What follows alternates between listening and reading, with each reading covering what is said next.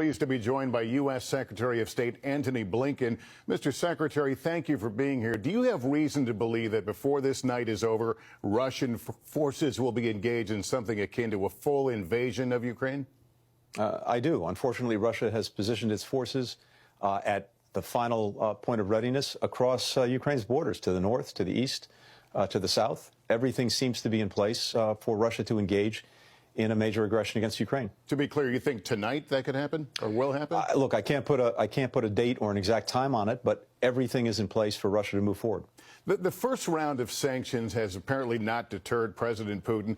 And given the attack posture you just described, that the Pentagon describes, it sounds like follow-on sanctions won't deter him either. Is the administration out of options here? Is Russian control of Ukraine a fait accompli? No, it's not. And there, I think, is still an opportunity to avert a major aggression, although, again, they're in their final stages of being able to engage in one. Yesterday, when they began this invasion of Ukraine, we hit them hard, not just us, but in unison with Europe, in unison with other allies and partners, going against major financial institutions, taking out a major project, the so-called Nord Stream 2 pipeline that Germany took off the table, a major cash cow for Russia going forward, an $11 billion project that's not going forward. But at the same time, we've said very clearly that if Russia continues to escalate, so will we. And so they have to factor that into what they're thinking.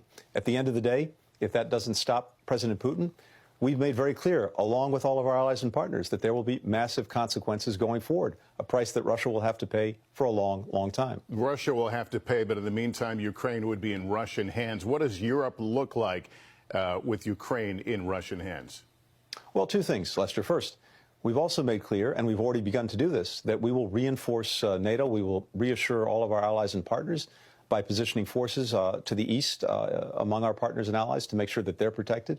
At the same time, we're doubling down on our assistance to Ukraine itself, making sure, as we've already done, that we're providing